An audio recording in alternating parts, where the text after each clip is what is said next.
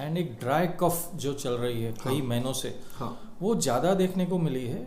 उसका main reason है हमारे सिटी की पोल्यूशन। उल्लासनगर सिटी की पोल्यूशन अब nearer to Delhi pollution levels पे आ पहुंची है। तो मैं सबको ये आह्वान दूंगा कि ये मास्क का यूज़ श्योर करें और प्लस अपने घर में भी थोड़ा डिस्टेंस रख के चलना चाहिए।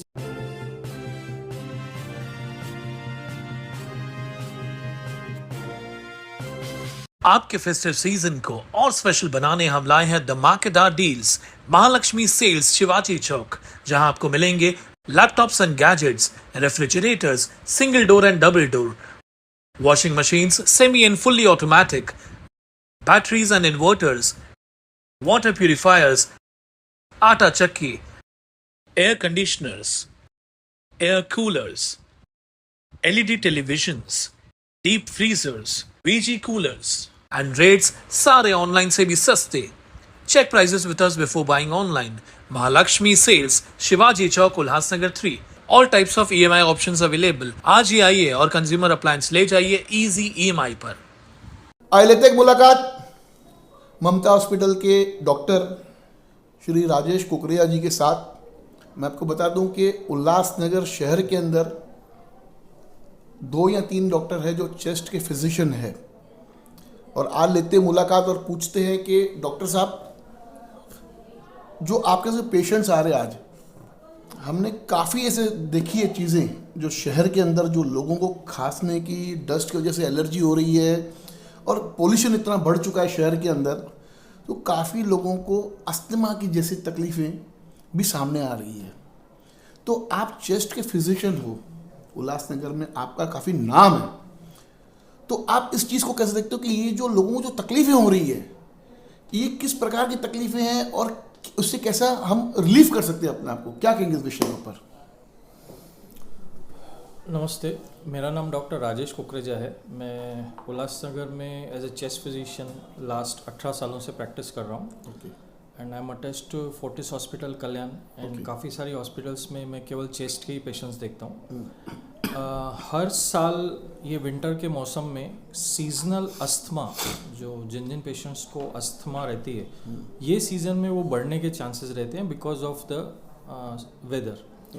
बट इस साल वो जो number of increment of asthma patients and एक ड्राई कफ जो चल रही है कई महीनों से, वो ज़्यादा देखने को मिली है। उसका मेन रीज़न है हमारे सिटी की पोल्यूशन, जिसने रिकॉर्ड ब्रेक किया हुआ है। हमारे, आपको अंदाज़ा होगा भी, ये रीडिंग होगी भी, हमारी उल्लासनगर सिटी की पोल्यूशन अब nearer to Delhi pollution levels पे आ पहुंची है। उसका रीज़न है हमारा छोटे से सिटी में अच्छी खासी पॉपुलेशन एंड यहाँ की सब स्टैंडर्ड हाइजीनिक कंडीशंस, जिसके लिए हम सबको विचार करने की ज़रूरत है। तो वो एक मेन रीज़न है यहाँ पे काफ़ी सारे सिविल वर्क्स होने का।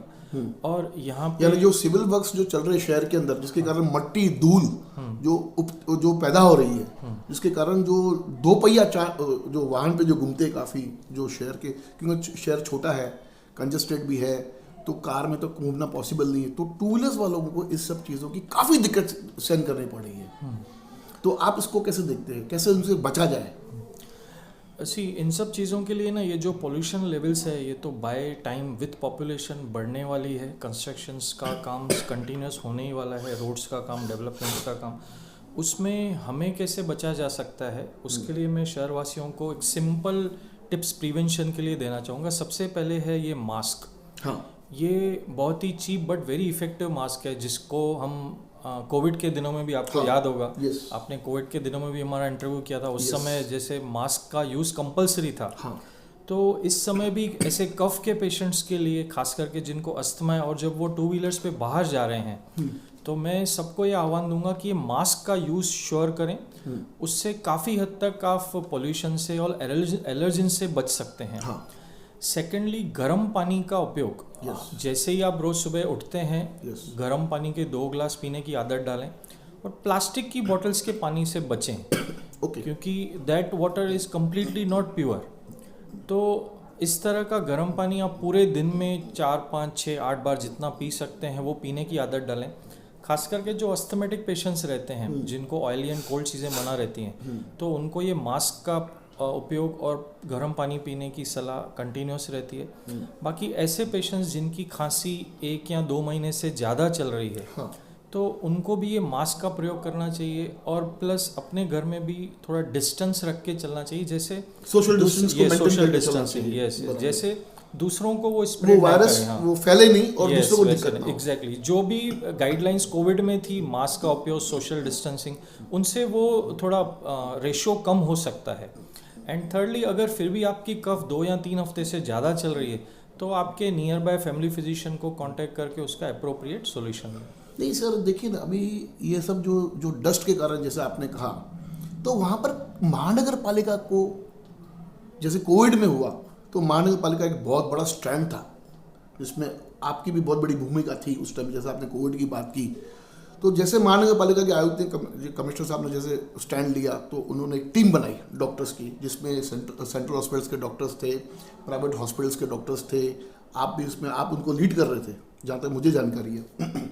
तो इस विषय के अंदर भी इनको एक टीम नहीं बनानी चाहिए जो कोई ना कोई बड़े डॉक्टर्स उसमें इन्वॉल्व करके और इन सब चीज़ों से शहरवासियों को बाहर निकालना चाहिए।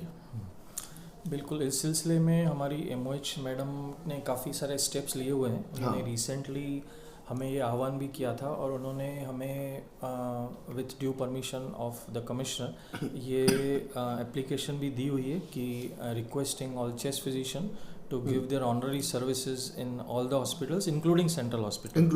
तो मुझे भी उन्होंने वहाँ पे once a week और twice a week आके ऐसे अस्थमा के पेशेंट्स को फ्री ऑफ दिस थिंग करने के लिए, कंसल्टेशन करने के लिए बोला हुआ है। तो उसमें हम लोग एक टीम बना के वो भी एक बहुत जल्द शुरू करें and I will be going there from next week itself. And बाकी जो म्यूनसिपल का रोल है, you can ask the appropriate authorities. जहाँ तक हेल्थ डिपार्टमेंट का सवाल है, they are doing their work and हमें जो अपनी तरफ से प्रिकॉशंस लेना है जो हमारे हाथ में है।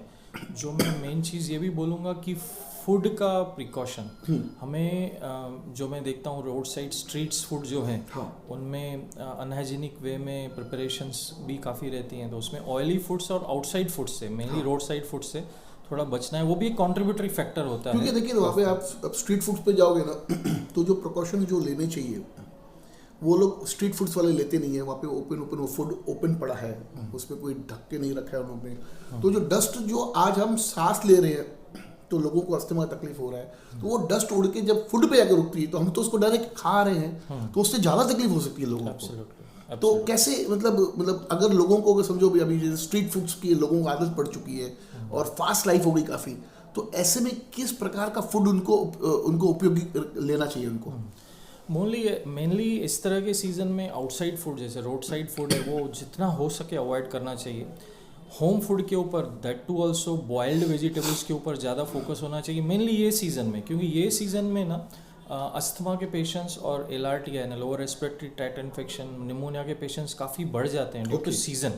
ये एवरी ईयर होता है since the 18 years I am practicing, but ये साल मैंने वो increase more than 1.5 to 2 times देखी है। Okay, 2 times plus? Yes, because increase हुए हैं। इसका रीज़न है इंक्रीजिंग लेवल ऑफ पोल्यूशंस, स्मोकिंग्स जो यंगर जनरेशंस में काफ़ी देखी है, cold drinks and junk food का इस्तेमाल जो हमारे यंगर जनरेशन स्विगी और जोमेटो से मिडनाइट को भी ऑर्डर करते रहते हैं, तो उनमें जो इंग्रेडिएंट्स पड़ते हैं they are aggravating factors for cough and asthma.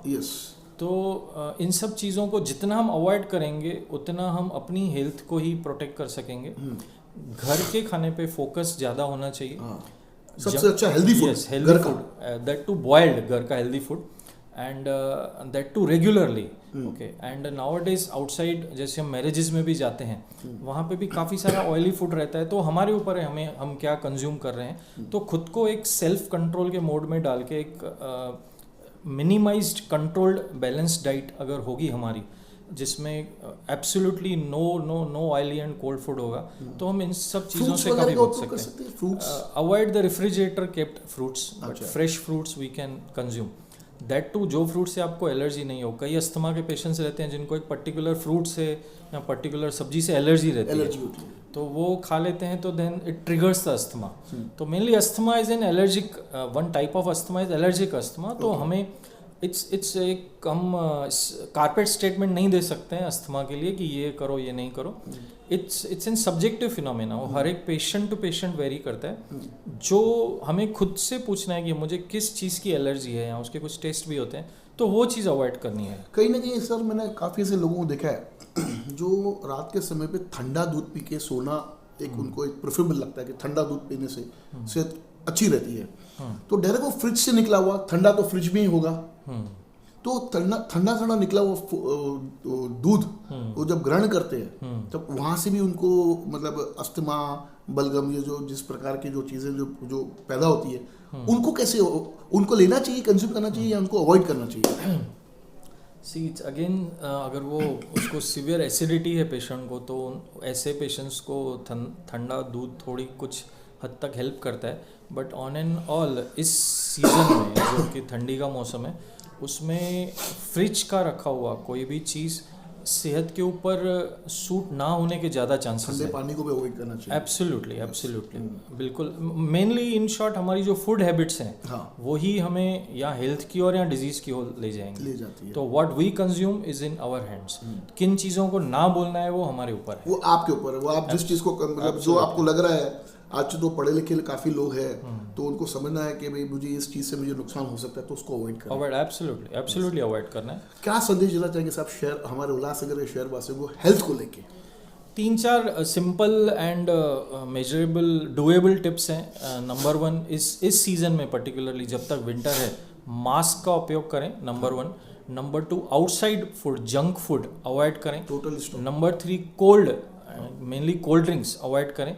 Number 4, गर्म पानी पीने की आदत डालें। बिल्कुल। ओके। एंड नंबर 5, अपनी मेडिकेशंस प्रॉपर टाइम पे लें जो अस्थमा के पेशेंट्स हैं। अगर इतने भी हम फॉलो करेंगे, social distance of course, distancing बढ़ा या करके, बढ़ा क्योंकि वो जो वायरस है आपके बॉडी में वो आपके घर के परिवार के किसी सदस्य के पास नहीं जा सकता। ना जा सके। एब्सोल्युटली बहुत अच्छा लगा आज डॉक्टर साहब से बात करके, बहुत अच्छी जानकारी शहर वासियों के लिए है ये, क्योंकि ये जो तकलीफ है ये कभी बड़ों से बच्चों पे ट्रांसफ़र होती है, कभी बच्चों से बड़ों को ट्रांसफ़र होती है।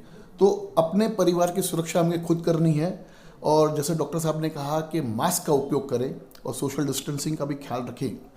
तो सभी शहरवासियों से ये एक निवेदन है कि जब भी आप टू व्हीलर्स पे निकलते हो, चाहे हस्बैंड वाइफ कभी राउंड पे चले जाते हैं, कभी यंगस्टर्स चले जाते हैं, तो मास्क का उपयोग करेंगे तो आप इस डस्ट और इस एलर्जी से आप बच पाओगे, जिसके कारण आपकी सेहत ही अच्छी रहेगी। और ये एक आपसे रिक्वेस्ट है कि अपने सेहत का ख्याल रखें, अपने परिवार के सेहत का ख्याल रखें। धन्यवाद। देखते रहिए फिर से बागी न्यूज़ चैनल।